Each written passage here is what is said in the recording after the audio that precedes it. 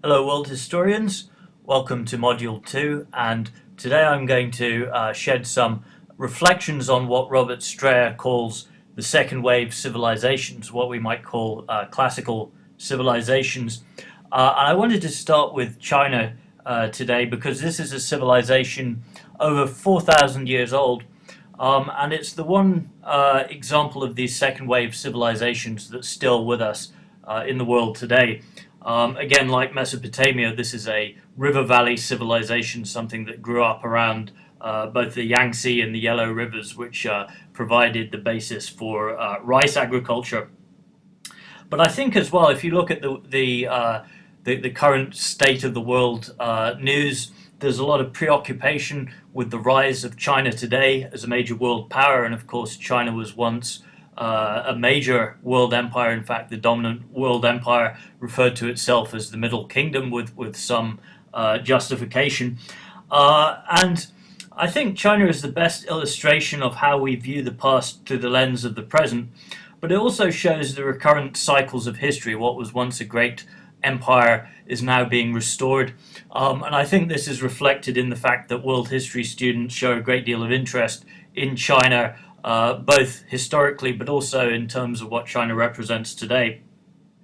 So something to bear in mind when we're talking about China today is that unlike our own civilization, which was over the millennia influenced by the Fertile Crescent and that tradition that grows out of the Middle East, civilization, urban civilization as it emerges in China, emerges independently, and as such it develops certain key characteristics which are quite distinctive, which go on to influence other regions of East Asia, Korea, for example, Japan, but which can be described as quintessentially Chinese. So I put a couple of concepts here which run through Chinese philosophy, the Chinese worldview, one of which is the mandate of heaven. Now, this is something that in the Western tradition really didn't develop until the 18th century Enlightenment, but this is the idea that government is to some extent a social contract.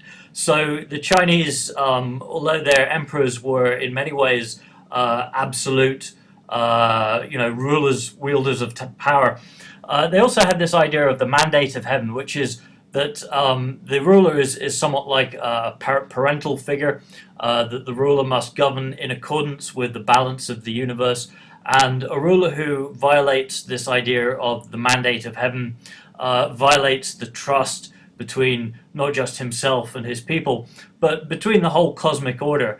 And this is also reflected in the second concept that I'm going to talk about, yin and yang, which, as we'll see, has significant religious context.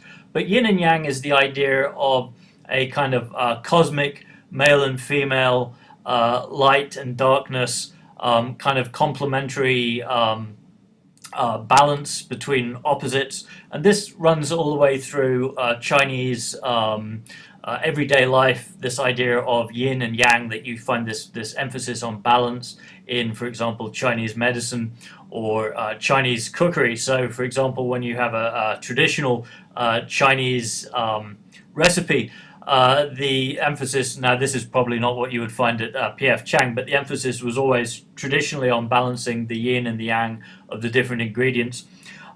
So you would have, for example, certain ingredients that were incorporated into a meal that would be male, certain that were female. Now this is, again, to our eyes perhaps, or to our understanding, somewhat foreign. But this is certainly, a key influence in the development of Chinese civilization. So I'm going to talk very briefly about some of the key religious or philosophical traditions within China. Confucianism, which begins with the teachings of the man known to the West as Confucius. Taoism, sometimes spelt with a T, Taoism. And finally, Buddhism, I will come to in a later podcast, because that was actually a relative latecomer to China. It was something that was introduced via India and the Silk Roads, which were the Eurasian trade network. So we're going to move on to consider the origins of Chinese civilization. If you go back to 2200 BCE, you have what historians now recognize as the Xia period, Xia spelt with an X. And this is really the earliest river valley civilization that we know about in China, but it was still primarily a oral culture, an oral civilization. And we know that for the Chinese, the development of writing, much as it was for the Mesopotamians, is really a key watershed in the development of civilization. But beyond that, I think we can talk about the correspondence between the Chinese idea of civilization and the Chinese idea of writing or literate society. So there is a word in Chinese which is described as wen, which has a broader context than both what we would think of as writing and civilization, but it sort of bundles these two ideas together. For the Chinese worldview, writing is essentially a form of expression of civilization. And Chinese written language actually begins with artifacts like these. Now, this is what was known as an oracle bone. This particular example is actually written on the back of a turtle shell. And you can see here, again, little inscriptions that are engraved on the back of this bone. Now, these objects were being dug up in the Yellow Valley until the 20th century. And the locals believed that these were dragon bones because they had the inscriptions that they identified with magic incantations. And these were actually being used as powdered and used in Chinese medicine until it was discovered that these 1,000-year-old oracle bones were being digested by the local population. These were actually historical archaeological relics. But originally, the early Chinese oracles or fortune tellers would use these bones. They would inscribe them with these markings, and then they would throw them in the fire, and they would crack in the fire, and the lines would open up around the crevices of the turtle shell or whatever it happened to be. And according to how these lines went, the oracle would make his predictions. Now, again, these simple illustrations, these simple pictograms develop over the years into what we recognize now as modern-day Chinese writing. And this is the foundation, then, of most East Asian scripts, as opposed to the Western tradition, which begins with Mesopotamian cuneiform.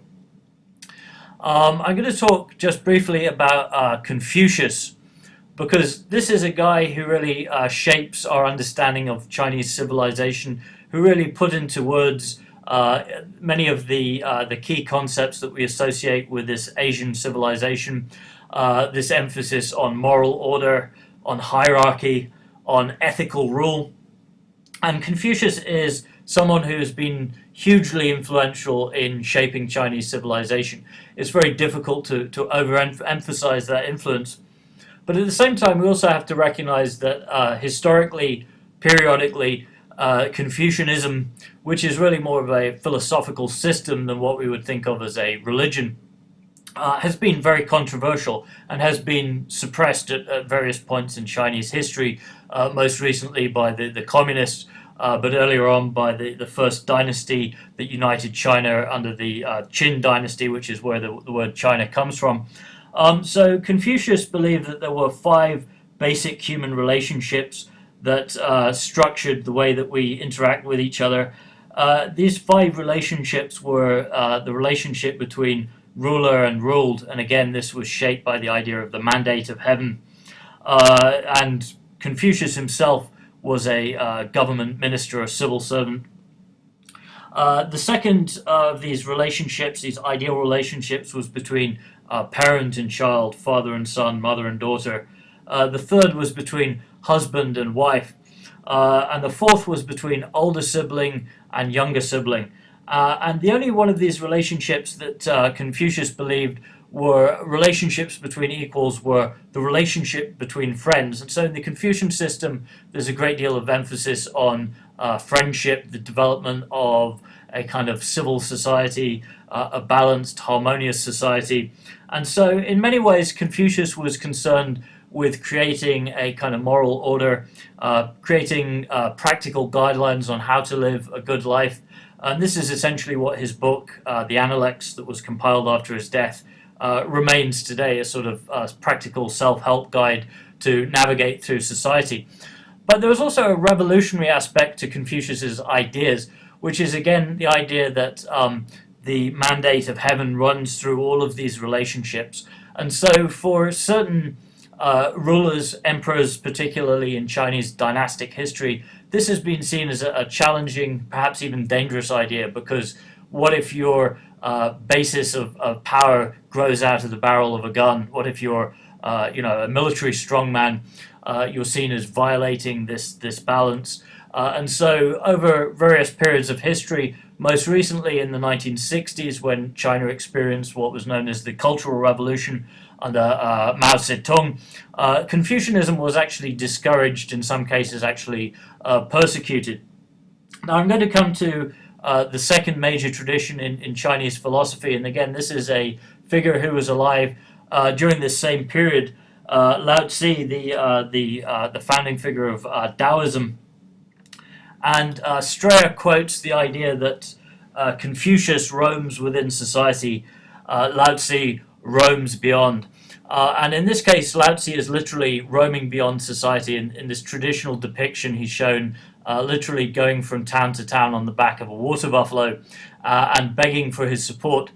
Now, Taoism is a very difficult, particularly for Western understanding, philosophical system to understand. Again, it's sort of contemporary with some of these other world religious origins, the Pythagorean tradition in ancient Greece, Zoroastrianism in Persia, what was sometimes referred to by recent world historians as the axial age of modern world thought.